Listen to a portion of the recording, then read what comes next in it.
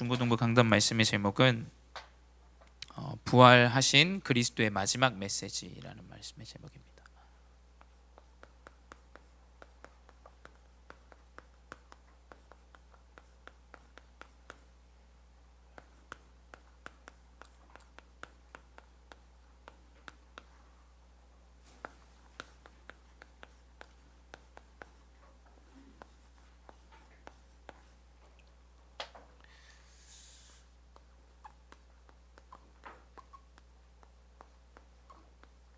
네,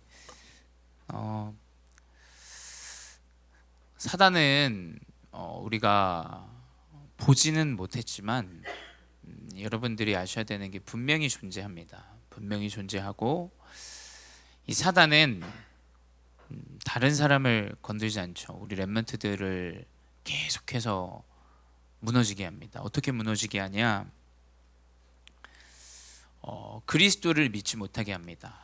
그냥 성경에서 본 그냥 책 정도로 알게 합니다. 교회는 오게 합니다. 근데 아무런 것도 붙잡지 못하고 그냥 예배하는 행위의 기준에 머물게 합니다. 사실은 그 행위의 기준으로 살아가면 굉장히 어렵습니다. 굉장히 원치 않는데 예배를 해야 되고 또 내가 하나님의 자녀인 것을 알지 못하고 육신적인 기준으로 신앙생활을 하게 되면 이것만큼 사실은 재앙이 없습니다. 그리스도가 답이라고 얘기는 하는데 내 삶에는 문제가 끊임없이 찾아오고 그 문제 찾아오는 것 때문에 더 열심히 행위로 들어가지만 거기에서 해답을 찾지 못하죠. 우리 렘넌트들은 명심하셔야 돼요. 사단은 다 하게 하는데 그리스도만 놓치게 해요. 그리스도. 예수는 알게 합니다. 하지만 부활하신 이 예수 그리스도를 믿지 못하게 해요. 부활하지 않으면 그리스도가 아닙니다. 하나님이 아니에요. 다 믿게 하지만 이 예수의 존재도 알게 하지만 부활하셨다라는 그 사실을 완전히 놓치게 합니다. 왜냐? 본 적이 없으니까. 또 그냥 텍스트로만 우리가 보기 때문에 그게 우리와 무슨 상관이고 그게 어떻게 성취되었다라고 믿지? 라고 우리가 사단은 계속해서 속인다라는 존재를 아셔야 돼요. 그래서 서론에 뭐냐? 사단은 오직 이 그리스도만, 예수 그리스도만 알지 못하게 해요.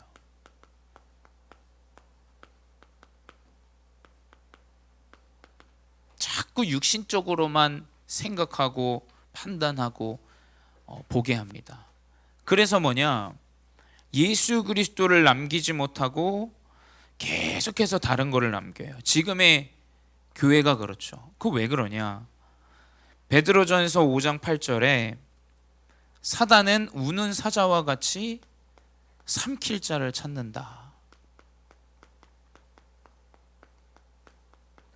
이 우는 사자와 같이 계속해서 이 그리스도 모르고 그리스도 교회를 다녀도 부활을 모르고 한 사람들을 계속해서 우는 사자와 같이 두루 다니며 찾고 다닙니다. 욥기서에서도 기록되어 있죠.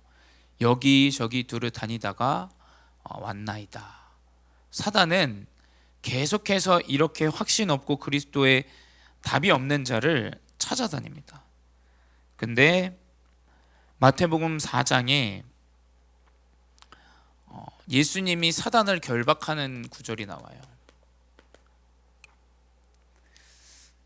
40일 동안 금식하시고 이 사단이 나타나고 돌을 떡으로 만들어 먹고 또 내게 경배하고 하늘에서 뛰어내려라 여러 가지의 것들로 시험을 가져다 줍니다.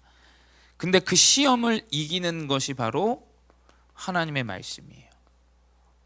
마태복음 4장 10절에 예수께서 말씀하시되 사탄아 물러가라 하니까 그때 완전히 사탄이 결박되어졌죠. 여러분이 현실과 여러 가지 상황들 가운데 시험이 옵니다. 배고프면 그 배고픈 것 가지고 사단은 완전히 종노릇하게 만들죠. 내가 가지지 못했으면 가지지 못한 걸로 종노릇하게 해요. 내가 가지고 있으면 그 가진 걸로 종노릇하게 합니다. 사단은 끊임없이 그리스도 없이 시험에 들게 해요. 근데 대부분 그 방법이 육신적인 방법이죠. 떡, 그리고 뭐 경배해서 네가 이 땅에 무슨 신이 되고 뭐 그런 기준으로 사단은 공격합니다. 근데 여러분이 이 말씀이 계속 회복되어지고 묵상되어지고 말씀을 고백하고 또 말씀을 묵상한 걸 나누고 할 때 결박되어져요. 다른 거 할 때 결박되어지는 일이 없어요. 그리스도 이름을 고백할 때만 결박되어져요. 그래서 말씀을 나누는 겁니다. 우리가 사모늘을 하셔야 돼요, 여러분. 계속 체질이 돼야 돼요, 여러분. 이게 그게 돼야 여러분 나중에 대학 가고 청년 되고 중직자 돼서 말씀 따라가요. 말씀. 이거 안 되고 중직자 돼 아무 소용 없습니다, 여러분. 말씀이 진정으로 이 시험을 이기고 육신을 이기고 모든 사단의 권세를 결박한다라는 걸 렘넌트 시기 때 결론을 내야 돼요. 그리고 여러분 그 흐름을 계속 도전해야 돼요. 계속 일심전심 지속해야 돼요. 문제 오면 말씀 없어요. 상황 오면 말씀 없어요. 그렇게 되면 안 돼요, 여러분. 렘넌트. 우리 렘넌트들은 뭐냐? 말씀을 통해서 사단이 결박되어진다라는 걸 결론 내셔야 돼요. 그리고 뭐냐? 계속 묵상해야 돼요. 고백해야 돼요. 이게 지금 렘넌트 시기 때 체질되어지면 어떻게 되냐?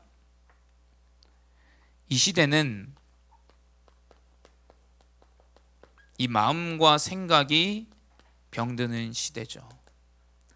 물론 문제는 있습니다. 가정이 이혼하고 개인에게 진짜 힘든 일들이 와요. 목사님에게도 그런 일들이 옵니다. 근데 뭐냐? 그리스도로 결론난 사람은 빌립보서 4장 7절에 모든 지각에 뛰어난 하나님의 평강이 그리스도 예수 안에서 너희 마음과 생각을 지키신다. 지금 이 시대가 물론 질병도 많습니다. 하지만 의술은 많이 좋아졌어요. 그렇죠? 질병 많이 고칠 수 있는 기술들이 많이 발전했죠. 지금 이 시대는 마음과 생각의 병든 시대예요. 그리스도 언약 가운데 여러분의 마음과 생각을 지켜야 돼요. 다 그것에 육신의 마음과 생각 빼앗기고 그것의 기준으로 범죄하고 그 문제가 찾아오게 되죠. 우리 렘넌트들은 이 언약을 붙잡으시기 바라요. 내 마음과 생각은 다른 걸로 지키는 게 아니에요. 이걸 아는 불신자들, 좀 깊이 있게 생각하는 사람들은 명상을 하죠. 명상이 많이 대중화가 되어졌어요. 그래서 마음과 생각을 지키는 방법들을 육신적인 그 흐름 가운데 지키려고 합니다. 근데 우리 렘넌트들은 계속 이 마음과 생각을 지키는 그리스도 말씀이 회복되어져야 돼요. 방법은 다른 게 없습니다. 읽고 듣고 쓰고 계속 여러분 가운데 각인해야 돼요. 여러분 그게 너무 간단하고 아무 의미 없다라고 생각되지만 그 사람과 그 묵상이 없고 그 흐름이 없는 사람과의 끝은 많이 차이가 날 겁니다. 많이. 가는 와중에 계속 차이가 나요. 여러분이 이 마음과 생각을 지키는 그리스도를 회복하는 이 사실을 알아야 돼요. 그래서 사단은 계속해서 오직 그리스도 하는 자를 두려워하고 떠나가고 결박되어진다는 거예요. 그래서 여러분이 붙잡아야 될 메시지가 있죠. 여러분이 이번 한 주 부활의 메시지를 붙잡으셔야 돼요. 예수님께서 부활하시고 제자들에게 나타나셔서 부활하셨다라는 건 그냥 스승으로 알던 사람들까지도 예수가 그리스도고 우리 이스라엘과 우리 전 인류의 왕이시고 구원자시구나, 이게 결론 나는 시기가 바로 부활하셔서 제자들에게 나타나는 시기예요. 예수 그리스도를 그 전까지는 그냥 좋은 스승, 우리랑 계속 함께 해야 되는 육적인 존재로 생각했습니다. 근데 죽고 나서 3일 만에 이제 살아나셔서 제자들과 함께 하실 때, 그때 우리 제자들이 모든 결론이 다 나요. 그래서 이 결론이 여러분 말씀으로 딱 붙잡아야 돼요. 제자들과 같이. 뭐냐, 마태복음 28장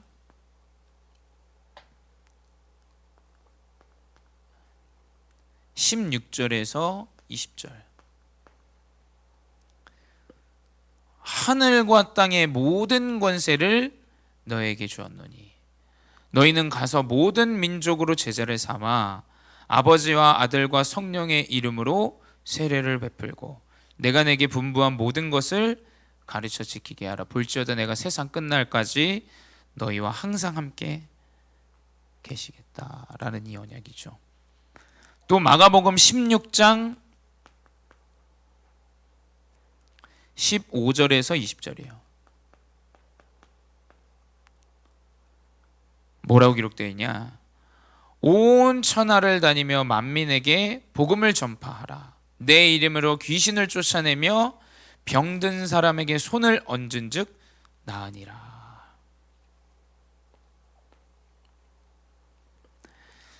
사도행전 1장 1절에서 8절, 오늘 본 말씀입니다.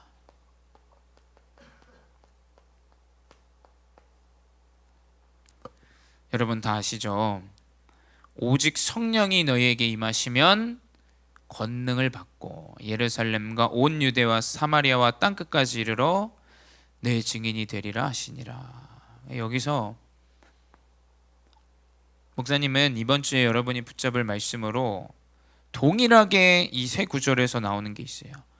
모든 민족으로 제자를 삼고 온 천하를 다니며 만민에게 복음을 전파하고 땅끝까지 이르러 내 증인이 된다라는 이 237 세계 복음화의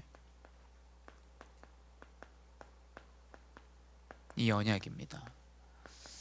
우리는 우리의 스스로 육신을 볼 때, 여러분 성적과 수준을 볼 때 불가능하다고 생각하겠지만 하나님은 제자들에게 말씀을 주셨어요. 거기에 모인 제자들이 대단한 사람들이 아니에요. 그렇죠? 12제자들 마찬가지고 굉장히 부족하고 연약하고 가진 것 없는 사람들이 대부분이었어요. 비행기도 없고 그러한 상황 가운데 어떻게 땅끝까지 이르러 증인이 된다라는 거냐? 어떻게 모든 민족에게 가서 제자를 삼고 어떻게 이 만민의 복음을 전파하는 전도자를 여러분을 세우겠습니까? 현실을 본다면 불가능해요. 근데 언약을 붙잡으셔야 돼요. 허황됨 보일 수도 있어요. 근데 여러분 이 언약은 분명히 성취되어집니다. 여러분이 붙잡아야 될 부활의 메시지는 나는 237 세계 복음화의 전도자 제자다. 이것을 언약으로 붙잡고 이제 어떻게 시작되어지는가? 무엇으로 시작돼야 됩니까? 이게 당연히 안 믿어지고 생각이 안 되겠죠. 근데 어떻게 시작해야 되냐? 십자가에서 달리신 그리스도가 갈보리산에서 십자가에 달리셨는데 요한복음 19장 30절에 십자가에서 다 이루었다. 이 사실이 시작이에요. 어떻게 그걸 믿습니까? 목사님, 저에게는 문제가 여전히 있고 어려움도 있는데요. 그 문제가 여러분의 여정 가운데 하나님의 계획이 성취되어지는 중요한 시간표라는 걸 알아야 돼요. 여러분에게 문제가 왔을 때는 하나님께서 더 큰 응답을 이루시는 계획이 시작이다. 여러분 이걸 알아야 돼요. 이걸 모르면 사람들은 내가 예수를 믿는데 왜 나에게 문제가 찾아오냐라고 얘기해요. 여러분 보세요. 맞지 않은 걸 할 때 그 틀려진 것 때문에 문제가 찾아오면 대부분 사람들은 그게 문제라고 여기지만 그 문제를 통해서 빨리 바꾸는 자는 응답을 받게 되겠죠. 뭐 문제가 오면 틀렸다라는 게 아닙니다. 그 모든 것이 하나님의 계획이요 하나님이 언약을 성취하시는 여정이라는 것을 여러분이 아셔야 돼요. 이게 시작이에요. 그리스도로 시작해야 돼요. 우리 아이들이 잘 자라고 공부도 잘하고 뭐도 잘하고, 이걸로 시작하지 않으면 아무 소용 없습니다. 이거 아무 세계복음의 언약과 무슨 관계가 있겠습니까? 이걸로 시작해야 돼요. 목사님도 막 그런 생각이 들어요. 열심히 돕고, 옆에서 열심히 내가 잘 세워주고 렘넌트들 도와주고 하면 되겠지. 아니에요. 그런 것 사실은 중요하지 않아요. 뭐냐? 렘넌트에게 오직 그리스도로 다 이루셨다라는 이게 돼야 돼요. 이게. 그래야 이 언약이 렘넌트들 개개인에게 성취되어져요. 그리고 뭐냐? 이것을 가지고 예수님이 제자들과 감람산에서 하나님의 나라의 일을 40일 동안 선포하셨죠. 예수 그리스도가 다시 살아나셔서 제자들에게 오셔서 40일 동안 집중할 때 이전의 집중과는 좀 다를 거예요. 이 가운데 집중이 되어줘야 돼요. 이 가운데. 그래, 그리스도가 모든 걸 이루셨지. 맞아. 여러분, 문제가 찾아왔을 때 그리스도가 다 이루셨어. 그렇다면 나는 하나님의 언약에 집중이다. 똑똑한 렘넌트들은 목사님 그렇게 봐요. 40일 내가 한번 집중해 보겠다. 여러분, 하루하루 한번 좀 도전해 보세요. 여러분이 40일 동안 하나님이 이루신 이 하나님 나라의 일을 선포되어질 때 이 제자들의 마음을 여러분 생각해 보세요. 그래, 이렇게 응답하시고 이렇게 역사하실 건데 내가 이 집중 가운데, 이 제자들의 집중은 달랐을 겁니다.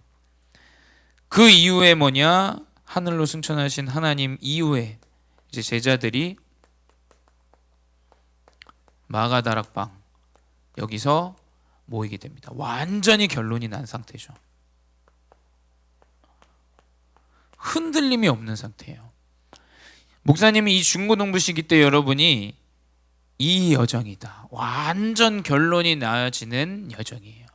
문제 앞에서 말씀 붙잡고, 상황 앞에서 강단 보고 기도처 보고, 그 가운데 하나님이 주시는 답을 찾고 하나님의 계획이었다라는 결론이 나고, 이게 뭐냐? 여러분의 시작이 되어줘야 돼요. 그러면 어떻게 되냐? 성경 속에 제자들과 마가다락방 제자들에게 언약이 성취되어진 것처럼 여러분에게 언약이 성취되어집니다. 왜냐? 부활의 그리스도는 여전히 우리와 함께 하시고 아직도 말씀을 성취하고 계시기 때문에. 이게 뭐냐? 사도행전 2장이죠. 1절에서 27절, 47절. 하나님의 말씀은 분명히 성취되어집니다. 첫 번째 뭐냐? 미래의 응답이에요. 15나라 사람들이 모였는데 거기서 막 복음을 여러 나라 말로 소통합니다. 그랬더니 이 사람들이 술에 취했다라고 얘기할 때 베드로가 얘기하죠. 이 말씀은 요엘 선지자를 통하여 하나님이 주신 언약의 말씀을 이루시는 성취다라고 얘기해요. 요엘 선지자가 주신 말씀이 뭡니까? 자녀들은 예언할 것이요, 젊은이는 환상을 보고 늙은이는 꿈을 꾸리라. 내 영을 모든 육체에 부어준다라는 이 언약이 성취되어짐을 베드로가 얘기해요. 여러분, 분명히 여러분의 학업을 통해서, 여러분의 달란트를 통해서 하나님은 이루세요. 여러분의 생각 얼마 되지 않는 그 경험 가지고 자꾸 판단하지 마세요. 여러분이 아는 게 더 많겠어요? 모르는 게 더 많겠어요? 여러분 그래봤자 고3이에요. 고3까지의 경험이에요. 그렇죠? 그 경험을 가지고 자꾸 하나님을 무능한 존재로 여겨서는 안 돼요. 인생은 80, 90입니다. 그렇죠? 근데 내가 살아온 인생의 여정 가운데 지금까지 경험한 것을 가지고 여러분 판단해서 안 돼요. 그래서 사실은 이 언약의 말씀을 우리 부모님이 붙잡는 게 가장 중요합니다. 왜냐? 우리의 경험대로 렘넌트들에게 이야기할 수 있어요. 교사의 경험대로 자꾸 렘넌트들에게 얘기할 수 있다니까요. 하나님이 주시는 언약의 성취 가운데 우리가 나아가야 돼요. 그게 바로 미래의 응답에 여러분이 주신 하나님의 응답입니다. 두 번째 뭐냐? 또 이제 15나라 다민족, 부활의 그리스도의 언약을 붙잡은 나라 백성은, 붙잡은 제자는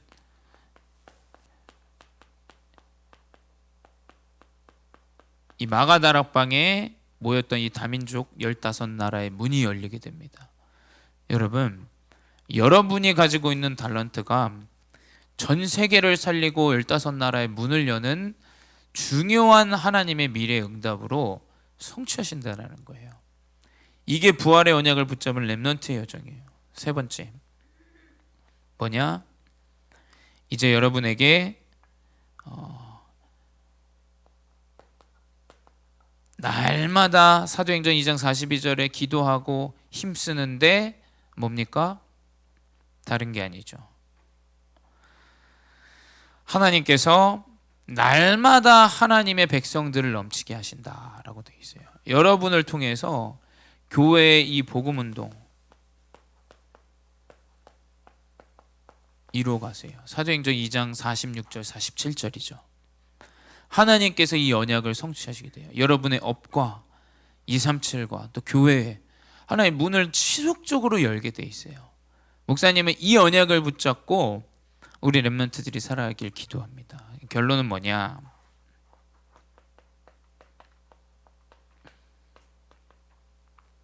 여러분이 지금 이 중고등부 시기입니다. 중고등부. 이 시기가 너무 중요해요. 이 시기 때 사실은 그 언약의 흐름이 없으면 교회랑 자동적으로 멀어져요. 교회랑. 교회 탓이 아닙니다, 이건. 이 중고등부 시기 때 정확한 언약의 흐름과 이 말씀의 묵상과 이 집중이 없으면 여러분 안 돼요. 뭐 교사 때문에 교회 떠났다 뭐 어쨌다 이게 없는 거예요. 사실은 그렇지 않습니까? 누가 나에게 문제를 가져다 줬다 사실 이게 없는 거예요. 이게 힘이 없는 겁니다. 여러분이 이 언약의 중고등부 시기 때 언약의 묵상과 이 집중들이 계속해서 있어야 돼요. 계속해서. 여러분 억지스러워도 하세요.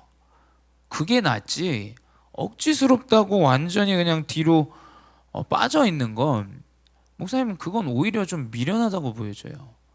여러분이 말씀 묵상과 집중이 계속해서 집중과 흐름 가운데 따라가다 보면 결국에는 하나님께서 이루시는 이 부활의 응답, 언약의 성취들이 여러분의 것인 줄 믿습니다. 이 언약 붙잡고 이번 한 주 승리하시기 바랍니다. 사랑의 하나님 감사합니다. 우리 렘넌트들의 여정 가운데 이 부활의 그리스도를 알고 믿고 누리게 하시니 감사합니다.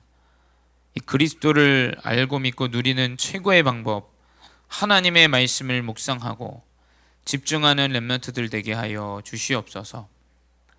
우리가 연약해서 부족해서가 아니라 그리스도가 필요하기 때문에라는 사실을 알고 믿어지진 않지만 또 연약하게 보이지만 하나님 우리 렘넌트들을 통하여 분명히 언약을 성취하실 줄 믿사오니 우리 렘넌트들이 중요한 말씀의 집중과 흐름들이 회복되게 하여 주시옵소서.